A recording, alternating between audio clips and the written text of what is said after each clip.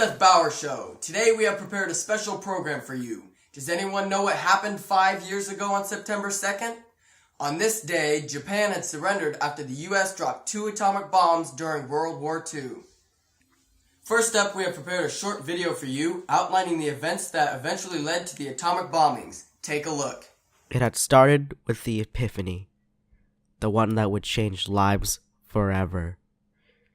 We had been experimenting for years on foreign items, trying to find their purposes. Then one day,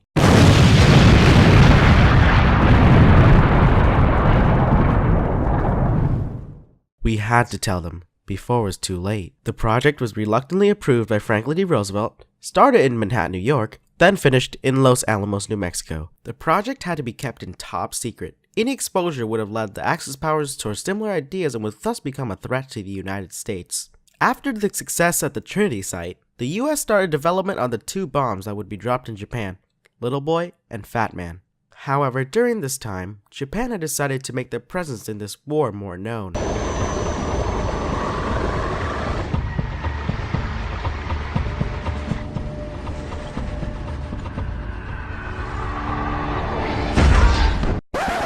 We knew what we had to do after that.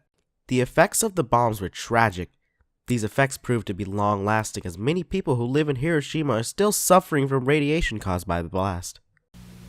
The atomic explosion achieved its results at Hiroshima by the release of energy in 3 forms: blast, heat, and radiation. President Truman expressed his feelings on that day. Nobody is more disturbed over having to use the atomic bomb than I am. My object is to save as many American lives as possible. For myself, I certainly regret being forced to use this atomic bomb, which will wipe out whole populations because of the pig-headedness of the leaders of a nation.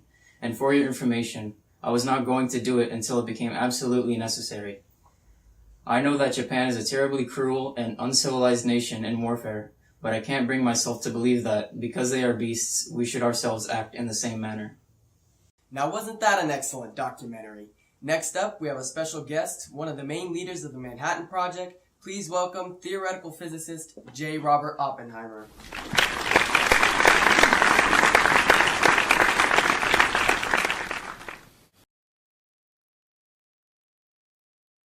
Now first off, I just want to thank you for coming on the show. Thank you for having me. Now most of us have no idea what the Manhattan Project was. Care to shed a little light on it? Sure. The Manhattan Project started in 1939, and it was led by the United States General Leslie Groves. The Manhattan Project had many sites, but I was the lead chief officer in Los Alamos. That is very interesting. I didn't know that the Manhattan Project was split up into different areas. What was the purpose of this project? The Manhattan Project contained a scientific community that had worked on creating an atomic bomb after the Germans had split an atom in 1938. This project was so secretive that Truman did not even know about it until he became president. I'm glad that I wasn't a part of that project. My mouth is as big as the Mississippi River. In all seriousness, though, were there any big names in this project? And when was your first test? Well, some of the other leaders involved were Albert Einstein and Enrico Fermi. In fact, it was Einstein and Szilard that convinced FDR to allow our scientists to start working on the project. Our first test was near the Trinity site in New Mexico, and in our first test, the explosion was so powerful that the mushroom cloud reached 40,000 feet and turned the surrounding sand into glass. That is very interesting, but unfortunately this is all the time we have left. We all appreciate the work that you and the others have done. Thank you for your time, Mr. Oppenheimer. No, thank you. Up next, we have yet another special guest, a man with a brilliant mind and a dear friend of mine, Albert Einstein. He has agreed to share his thoughts on the atomic bombs and provide insight on the makings of the atomic bombs. But first, let's go on a commercial break.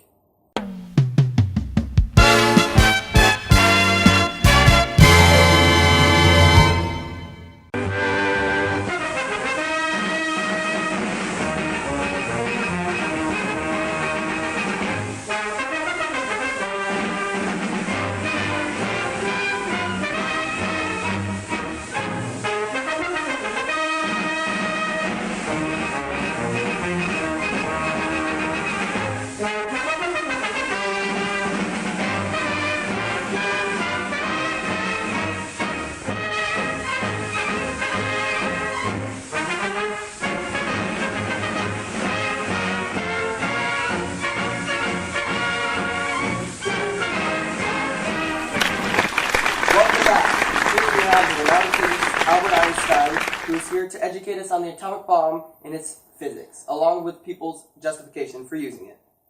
Now, first off, I just want to thank you for coming on the show. Please give us a little insight on your thoughts on using the atomic bomb and why everyone felt they needed to use the atomic bomb. Well, people during that time had a lot of anger and resentment towards the Japanese for Pearl Harbor attack, but they also felt the atomic bomb was justified. Many believed that dropping the bombs would actually save the lives of the Japanese civilians, as many were actually malnourished and close to death due to food rationing.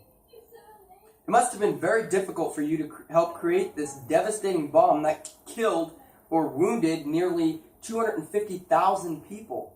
I can't imagine how you felt afterwards. Is it true that people thought that dropping the bombs would save not only Japanese lives, but also American lives? Yeah, that's true.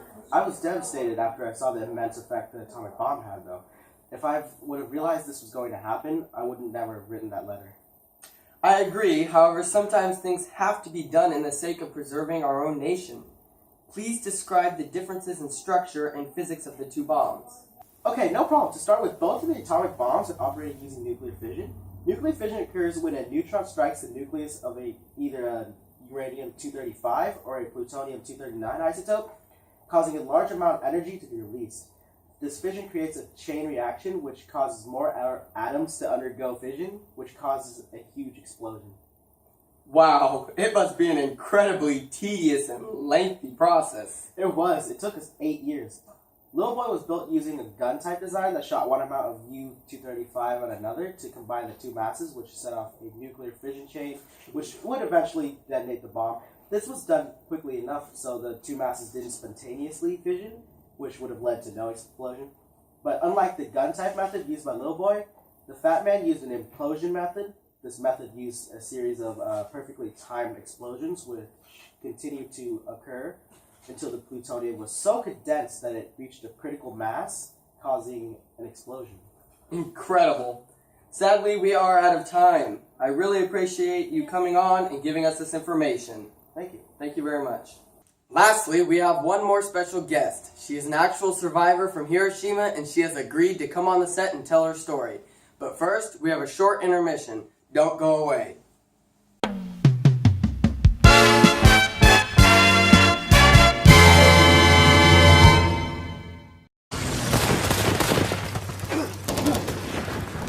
Oh, hey, buddy!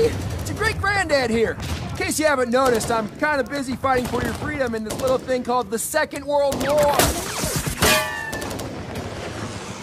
But now, you're using that freedom to hurl insults at celebrities on.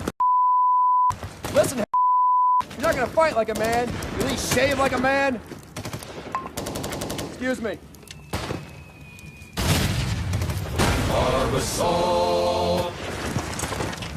Stop everything. Now for our final guest on tonight's show, we have a survivor of the Hiroshima atomic bomb with us.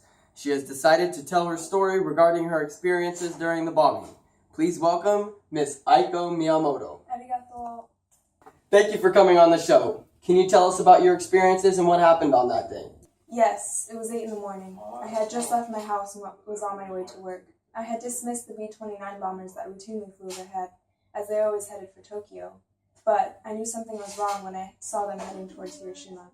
It was 8:15 when I saw the bomb drop behind Mount Fuji. I saw a bright flash, and then everything went black. I was blown back several feet and had lost consciousness. When I woke up, I saw an enormous mushroom cloud and the lifeless bodies of those who I'd grown up with. Wow, that's terrible. No one should have to go through something like that. Yes, it was the worst day of my life.